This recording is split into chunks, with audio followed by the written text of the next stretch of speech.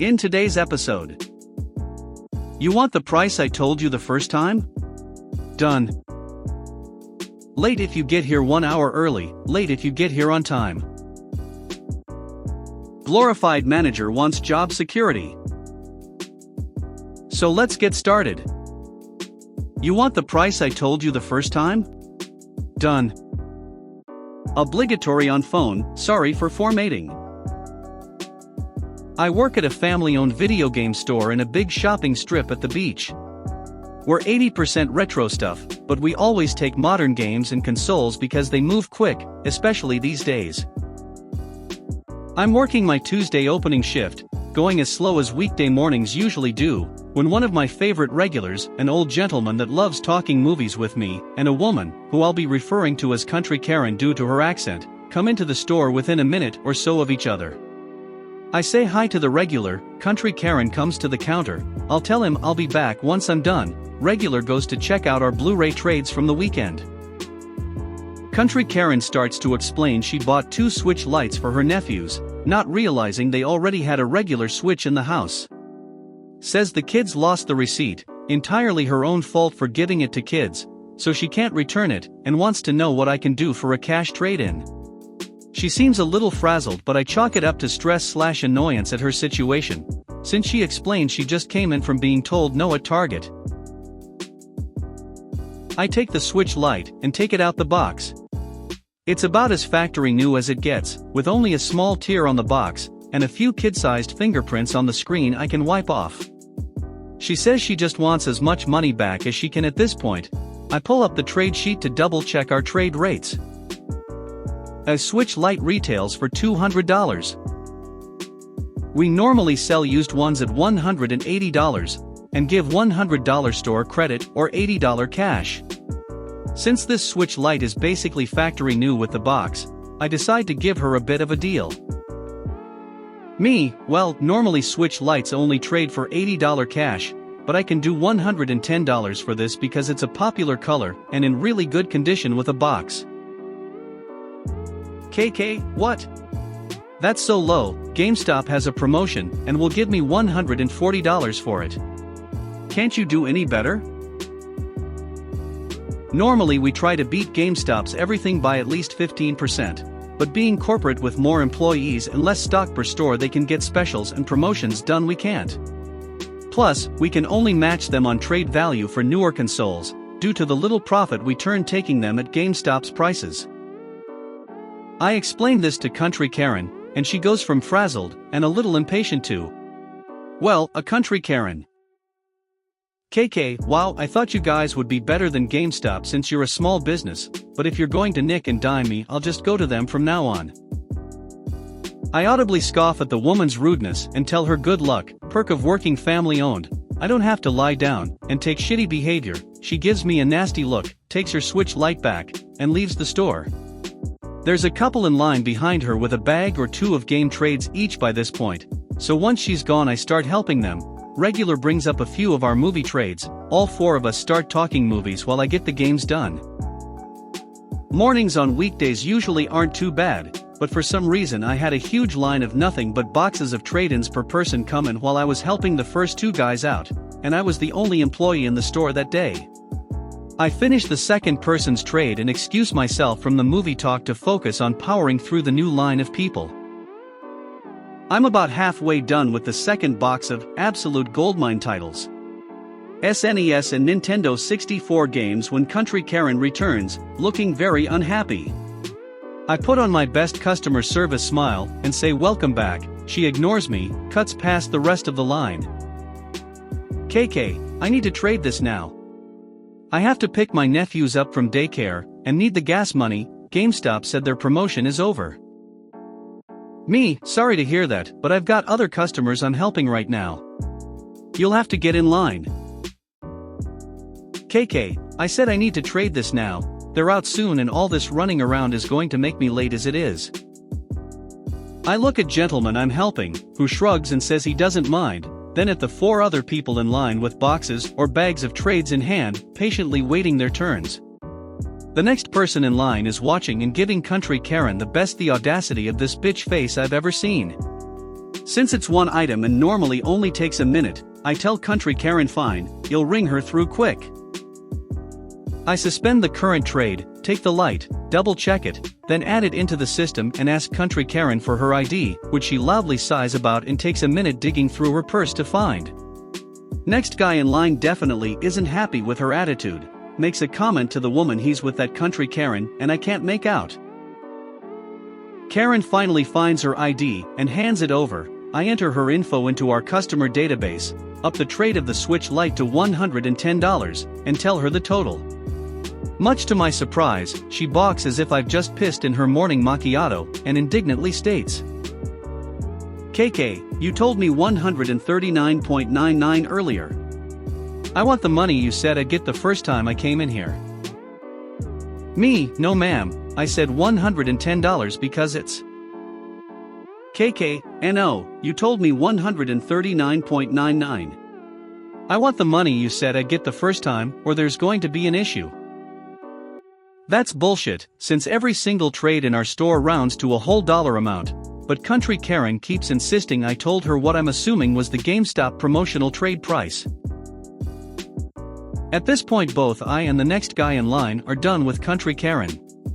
He loudly sighs and says come on man, but Country Karen either can't hear him or doesn't care. I on the other hand, give Country Karen another winning service smile. "Sure. Your trade will be $80 cash then." I can see the few brain cells left in Country Karen's wino head trying to process how the value has gone down instead of up. "KK, that's less. I want the money." At this point she's yelling in the store, so I use my 8+ years of singing bass in church chorus to talk over her without sounding like I'm yelling back. "Me, I told you normally Switch Lites trade for $80 cash, but that I'd cut you a deal for $110. If you want the amount I told you the first time, that's $80. My regular and one of the first two trades are still near the till, and they both pipe up to support me, and say I did, in fact, give her those numbers. Country Karen, red in the face and realizing her mistake, starts to backpedal. "KK, God fine, just give me the $110 so I can leave already." Me, "No ma'am, you were very firm about wanting the first amount, so it'll be $80 cash for the trade." Country Karen looks like she's about to explode before she checks the time on her phone and deflates. "KK, just give me the F***king money." Me, "Absolutely." I ring out the transaction for $80, make her sign the receipt saying she agrees to the trade, then loudly count out $80 cash in 20s for her, which she snatches off the counter and storms out the store with. While the next guy in line is bent over the box of games in his arms laughing his A**s off. Late if you get here 1 hour early, late if you get here on time. Recently I started a new job and this place has some odd hours for me. My work starts at 5 p.m. and ends 2 a.m. which is my shift that I got assigned to. Now since I live next to my work which is 5 minutes, I don't usually show extremely early since there is no point. Well, my co-workers who live far in another city always show up 1.5 hours early. So my boss, instead of calling me and saying hey we might start a little bit early so we can leave early, can you come in? Well he doesn't, they just start at 4 p.m. or sometimes 3:30 so they can get off early. Then me, who shows up at 4:30 or 4:45, which is 30 to 15 minutes early, have to go talk to my boss, check in, get briefed for the day, and get a speech about since I showed up late to the early startup I should work on my breaks to make up the time that everyone was here at so we can all leave at the same time. Even though they start early, they should be working instead of just chilling while I get here and go ahead and start at my regular time, and we all have work to do. Now not only I'm late, but swarmed with work that no one has done for THR past hour that they started early. Then everyone gets breaks. I have to work through my breaks to catch up on the time for me to get off early. Or sometimes my boss has me doing extracurricular activities in order to make up time. Well, I started showing up on time as in 5 p.m., and I say I'm not working on my breaks, and I do not want to make up time, I'll just get off at a regular time. My boss don't really like this attitude because he thinks I'm doing what I want. But nothing on the company policy says I need to show up 1 hour early to leave 1 hour early. As far as the company knows, we go in at 5 and get off at 2 a.m. Forward some weeks, someone else complained about having the same issue, and now not only we need to check in at the main office, but they put in a machine that clocks the time exactly, so if you check in at 4 p.m. then you still have to check out at 2 a.m. not 1 a.m. And if you do, you won't get paid for that hour. Glorified manager wants job security. So I work in the tow industry as a dispatch supervisor for a company that specializes in heavy equipment moves and trailers on top of regular tow industry stuff like tire changes, boosts, and lockout services. I have a manager who we'll call Jeff. Jeff is a rough and tumble sort, a friend of the club if you catch my meaning, and is more likely to yell and scream rather than commit to the customer service part of the job, which is my specialty, but that also extends to how he treats employees. My way or the highway. Well, Jeff seems to have this idea that he is the only one who can quote customers on either long distance, heavy equipment, and trailer transports. He is not. For the record, every single dispatcher we have is perfectly capable of quoting the correct prices and booking calls, seeing as we do this every day that he's not around. But still, he gets up in arms and yells if we take calls and set them up without his involvement. He's been with the company 40 years, so he's embedded, but literally does the exact same job the dispatchers do, and sometimes drives a truck to help out on the road. One day in particular, I take a call and quote the customer. Jeff loses his shit, starts flipping out about how he's supposed to be taking all those calls, and from this point on I am to direct every call about heavy equipment, trailers, or long distance moves to him so he could retain his large salary and job security. I don't think he really thought that one through. So, malicious compliance it is. After the end of his shift, send him a message with the name and number of the caller. Weekend? Send him a message. Middle of the night? Send him a message. He's on vacation? Send him a message. Camping? Send him a message. On a ride with his brothers? Send him a message.